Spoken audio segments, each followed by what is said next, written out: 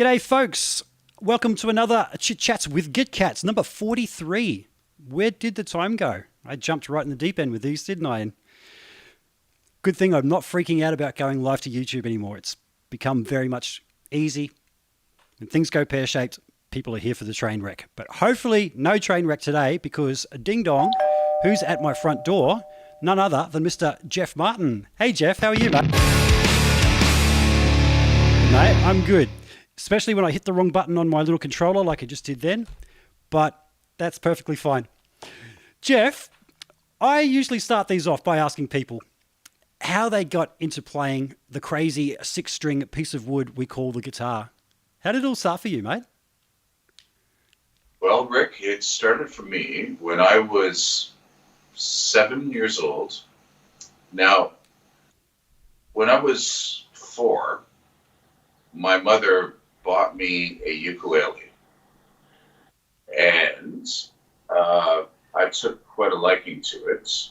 And I remember being able to, like, from 5, 6 years old, I was picking out melodies on the ukulele. Wow. Now, my mother's brother, my Uncle Larry, when I was 7 years old, he started showing me chords on the guitar.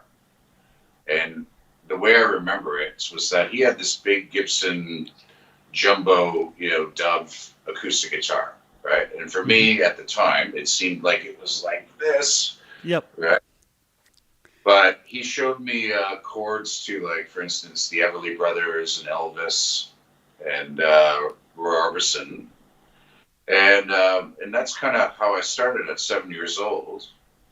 And then my father, who was a bass player and really into the blues and all that, once he saw the shining that I took to the guitar, my father at a very early age, like probably like 8, 9 years old, started making me listen to like B.B. King, Albert King, Freddie King, all the Kings.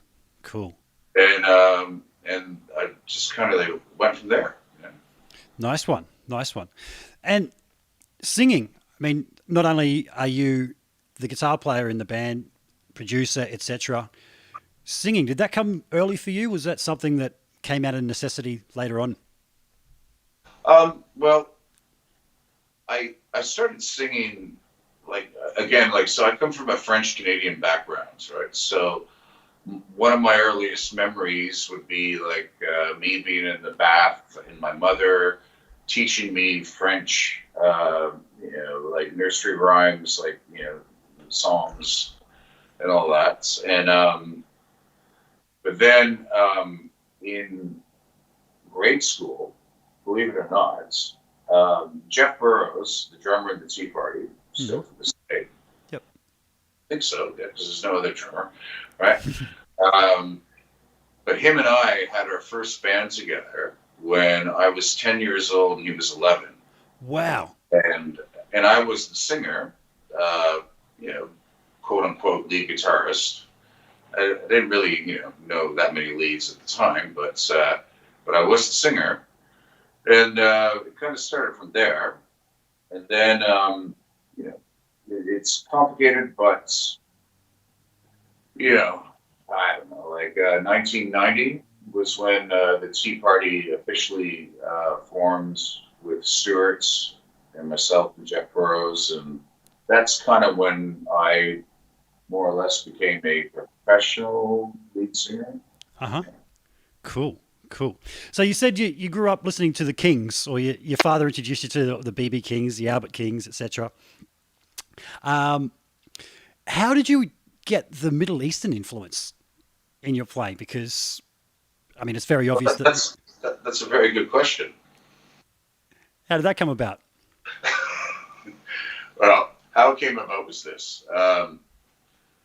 I had, so that same uncle that taught me those first guitar chords, his son, which would have been my first cousin, was probably 3, 4 years older than I was.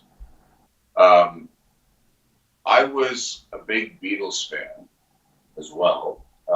In my, from, I'd say, like from 8 till 11 years old. I was a big Beatles fan, but what I didn't like the older Beatles. The ones with Ah, like beards and the long hair and all that. Right, that kind of scared me. okay. Right? Yeah. But my cousin Michael decided on my 11th birthday that he was going to properly educate me on the Beatles. Because up until that point, for me, it was only like, I want to hold your hand, she loves you, yeah, yeah, yeah, blah, blah, blah, right? And so Michael, my cousin, for my 11th birthday, he bought me Sergeant Pepper's, and it was a cassette.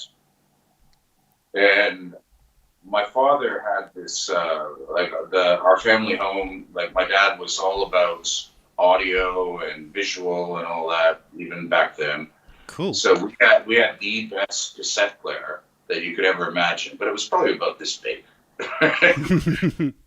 And I put it on. I put Sergeant Pepper's on, and I remember hearing the George Harrison track "Within You, Without You."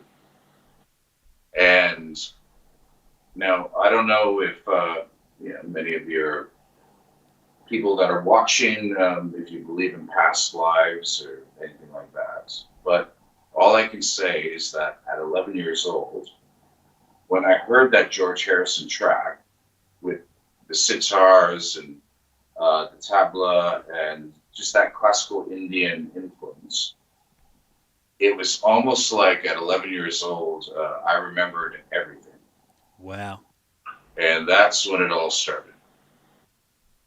Cool. Cool. So, what was the first exotic instrument that you got into playing once you Um, discovered that? well, see, the thing was that coming from Windsor, Ontario, where the three of us grew up, three members of the Tea Party, um, you're kind of hard pressed to find any Indian instruments in a border town, bordering on Detroit. But what happened was with the success of the Tea Party, which came quite quickly, we got signed to EMI in 1992. Splendor Souls came out in 1993, and all of a sudden we had a platinum record, and videos, and all that stuff, and we're touring the world. And so the money started to come, and as opposed to spending it on, like cars and houses and all that, I traveled and I started collecting the instruments that I had always listened to, but had never acquired as of yet. Cool. So I think the first instrument that I acquired, as far as exotic instruments are concerned, would have been a sitar. So that was the first one. And then when the Edges of Twilight happened, which was our second record with the Tea Party, all of a sudden we had a budget that we couldn't spend, and so what we spent it on was instruments. So therefore, as the story goes, with the Edges of Twilight, um, I don't know, 30, 35 instruments are played on that record Wow. because we spent a lot of money on them. Very cool. So, in terms of guitars, what was your first seriously good guitar that you got? What did you graduate to after you started playing at 7? Well, it's funny that you say graduate because when um, when I was in grade school, so like in Canada, grade school, like primary school, goes from kindergarten to year 8. Okay, and in year 6, my father bought me like a Les Paul copy. It was a company called Vantage, Uh huh. so a black Les Paul, right? Yep. But he told me that come year 8, if I was to graduate with honors, like honors being like 80% and upwards, right, that he would buy me my first serious guitar, right? And so I was pretty dedicated, and I made sure that honors happened. And my dad took Jeff Burrows and I up from Windsor to Toronto, so up the highway like 4 hours. And we went to the big music store in Toronto called Long McQuaid's, which would be the equivalents here in Australia of like Billy Hyde's or something like that. Okay. Right? Yep. And I picked out a Les Paul Custom, cherry red with gold hardware and all that. It's the same guitar that people would see me play that first Tea Party video, The River. That was that guitar. Cool. And yeah, and it was heavy as fuck, but I loved it and it sounded amazing. And yeah, ever since then, my love for Les Pauls and Gibson guitars, it's never waned. So. It's funny. Like I was just thinking, you said you got the Vantage Les Paul in year 6, and I think whatever it is that you get thrown into your hands at first really steers the direction that you want to go with guitars. Would you not agree? Like for me, it was a Strat style guitar, and everything since has been Strat style. And just looking around your room there, I can see you're surrounded by Les Paul and Gibson style guitars. Do you like Fender style guitars as well, or the Gibson style more your thing? I do, but I've never, out of all the guitars that I own, so like probably around the world, there's 48, maybe 50 guitars that I have, right? Mm-hmm. The one guitar that I don't have in my collection is a Stratocaster, but I do have a Fender Telecaster. And now here's what's interesting. Would you like to see it? Yes, please. Yes, please. Okay. All right. So I'll get my beautiful assistant to hand it to you. Yeah, so.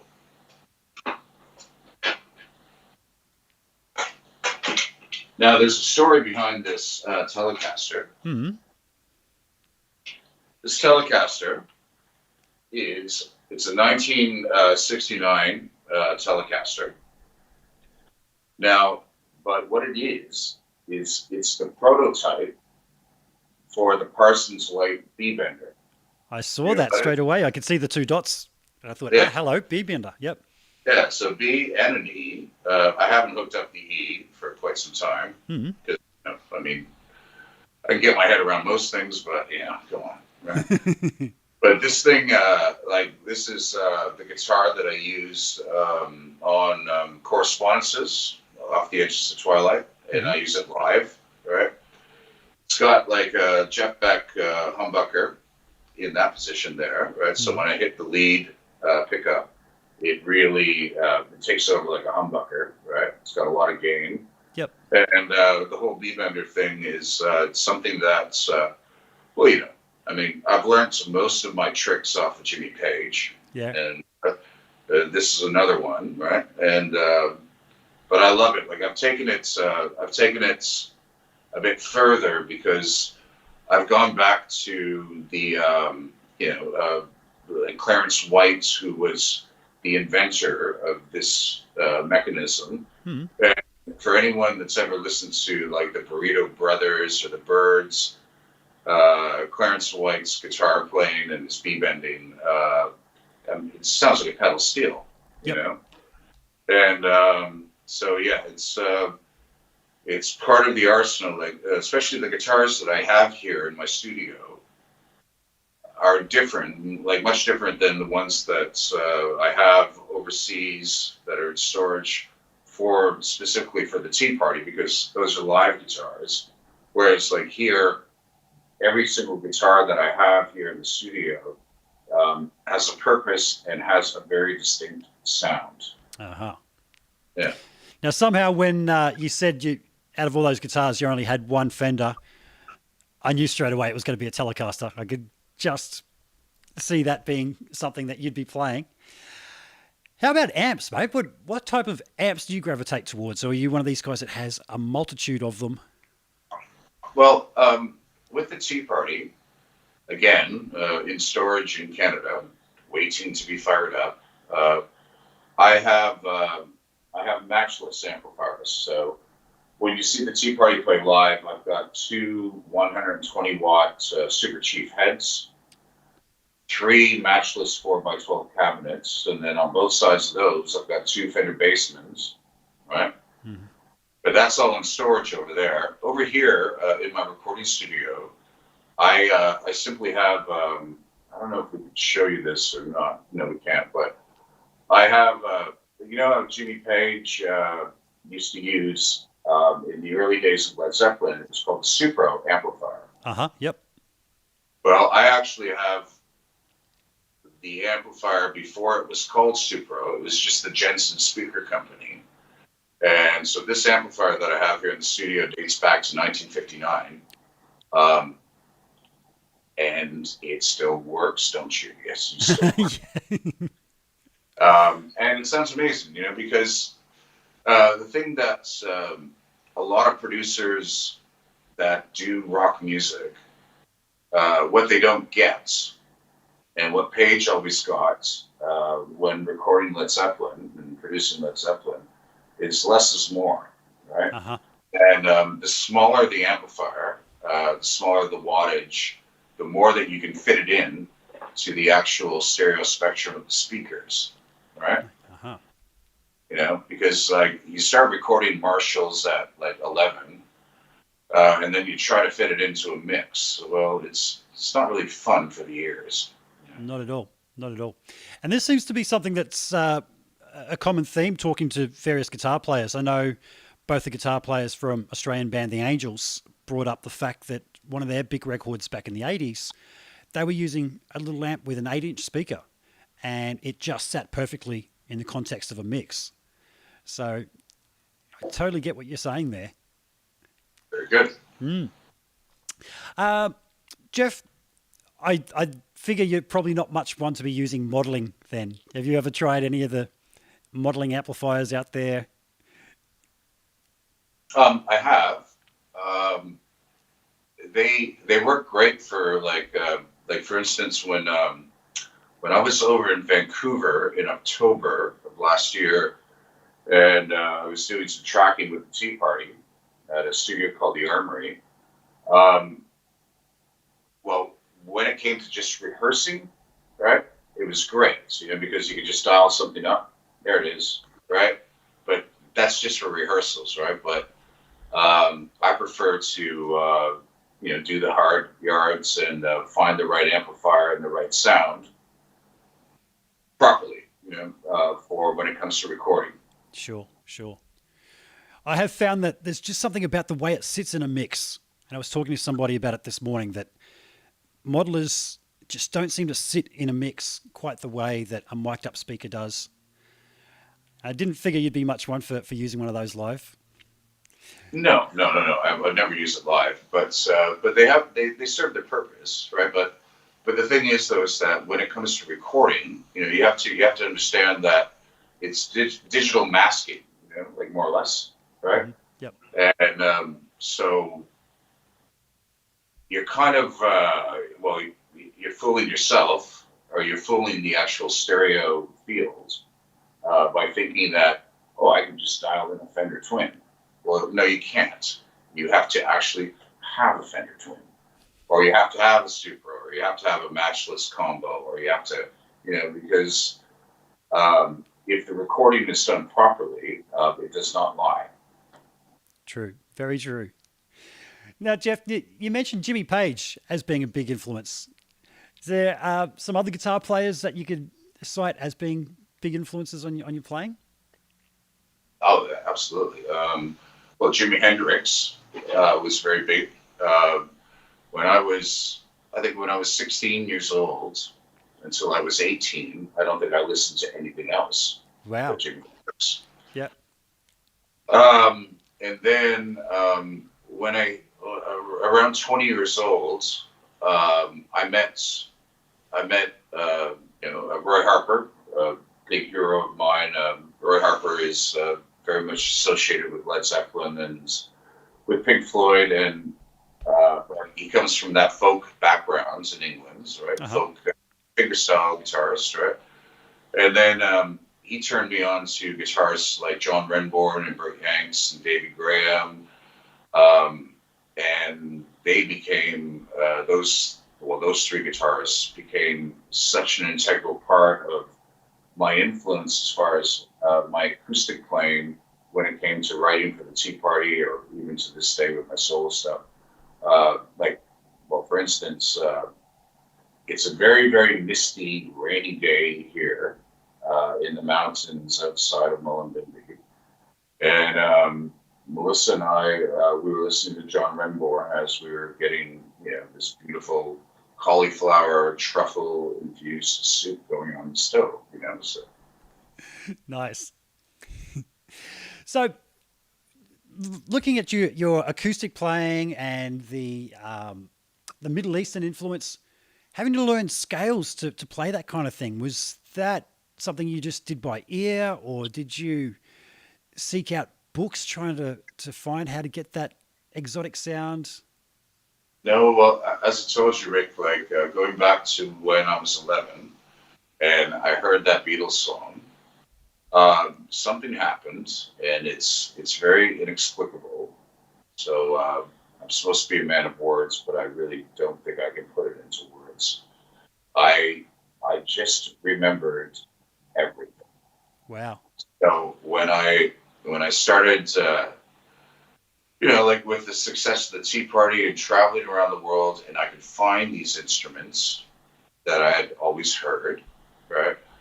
Because my father, when I was a teenager, would give me an allowance, and I would go over to Detroit, and I would buy any records that had, like in the world music section, that had like an instrument that I'd never seen before, right? Hmm. Like a sarod, or like Moroccan instruments like a gimbri or an utar or things like that, oud, for instance, right? And I would just completely saturate my psyche by listening to the music. And then eventually, when I started traveling around the world and I could collect these instruments, uh, I got it. They all came. Nice, nice. Now, how about the electronic influence? Because in the Tea Party music, there is that bit of an industrial electronic edge happening in there as well. Where did that come from? Well, essentially, with the edges of Twilight, um, with the whole Middle Eastern Indian influence, and that being our second record, I felt at that time, I felt that, well, we had done that. We had basically, now we put our stamp on something in rock and roll, right? To the point where after the Edge of the Twilight, any rock band that did anything remotely Middle Eastern got compared to the Tea Party, right? Uh huh. So that was, there's your stamp, right? But then I thought, okay, well, now what are we going to do now? And at that time, one of my favorite records was the Downward Spiral, right? Yes. And I loved Trent's production. And I thought to myself, like, okay, is there any way possible to make a marriage, an alchemical marriage of what he did and what we've done at Just the Twilight, and put it together and just see what happens. Wow. And well, then that was Transmission. Nice one. Man, I got to say, seeing Nine Inch Nails live back in about 95 for myself was just a real turning point for me, and just led me down the rabbit hole of production and electronica, nasty sounds, making it all fit in there. So, great influence. Jeff, I know you're short on time. I want to ask you about some of the guitars you got in the room there. Did you care to show us some of those? Yeah, sure. Let's have a look at some of those, mate. All right. Well, show you this one.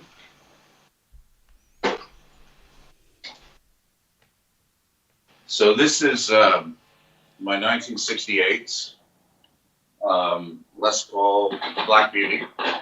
Nice. But what it has in it is it's called a Trans Performance guitar system. Never heard of it. What's that all about? This guitar tunes itself mechanically, not digitally, mechanically. Wow. So, for instance, if I can, plug this in without boring people, right? Where did that go? It's just too many cables sometimes, man.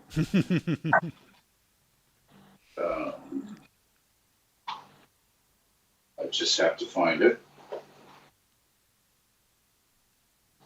Oh, there it is. Okay. All right. So,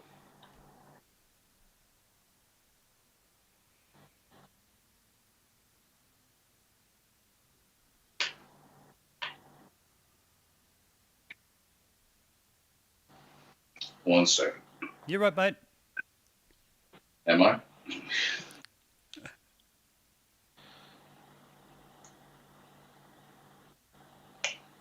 So, being that it tunes itself, does that can you program alternative tunings into it? Do you think? I hope so.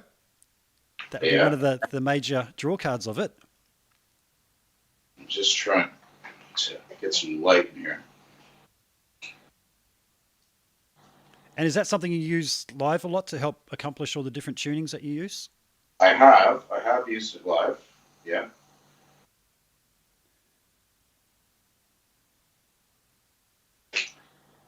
Okay. Come on now.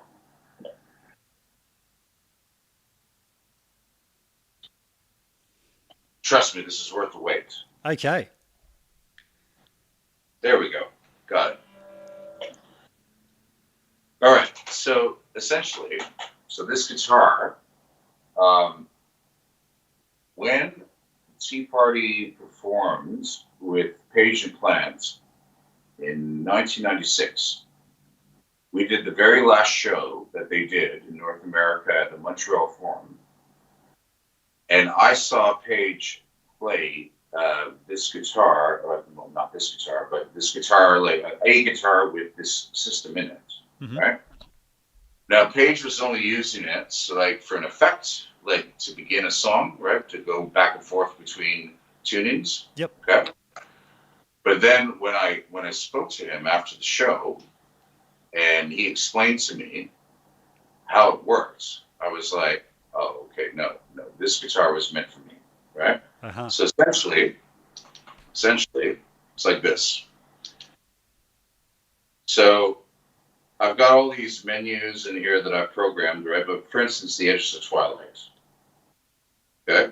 So right now, I'm in standard tuning, right? Uh-huh. Yep. Now I want to go to Fire in the Head. Fire in the Head is like D, A, D, F sharp, A, D. I'm in standard tuning right now. I hit one button. Beautiful. And if I want to go to the Bizarre, I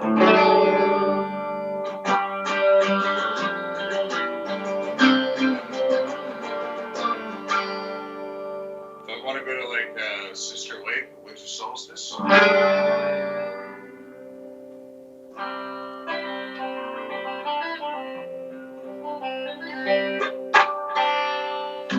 Wow. That is so cool. It's like NASA in a guitar. Yeah. You know, I had one of those Line 6 modeling guitars that could do all the alternate tunings, but digitally. And what sucked about that was when I wore earplugs, you actually can hear through the bones in your fingers. And I could hear the original, what the strings were really tuned to. And I thought I was playing wrong notes. Everyone's going, no, it sounds great. I'm like, no, man, I can. So you see, like right here, right? Mm-hmm. Yep. 6 robotic arms that move, like this hexagonal pickup here, translates tension into pitch, and it moves these 6 robotic arms. Wow. Yeah. I can understand when you said when you saw one, you just went, that is the guitar for me. Oh yeah. What else have you got in the room there, mate? That you got time to show us any more? I've got time to show you one more. Okay. Yeah. So I'll show you this one that hopefully, if this nonsense with COVID-19 ends sooner than later, so Mason is going to be making a signature series acoustic guitar. Nice. And could it be nothing else but this? Wow. Look at Yeah. that. Yeah. Now, if only you could get that tuning system put onto that guitar. No, I got guitar techs for that, man. So, Yeah. Can we hear a bit of that one? sure, I think so.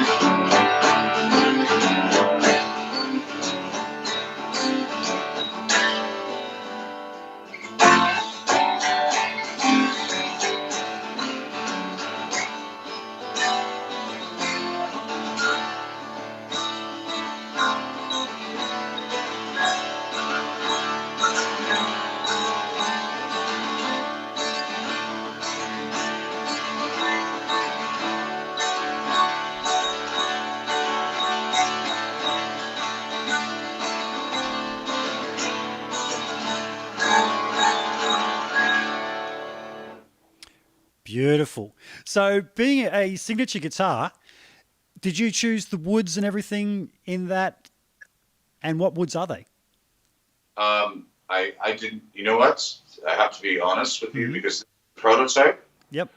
we're going to be working on, like what's going to come out, right? So I have no idea what this is, but it sounds good. You just know it sounds good. But we will work on the woods and like inlays and stuff like that, and it'll all be like zodiac and symbols and shit like that. So Yeah. it'll be fun.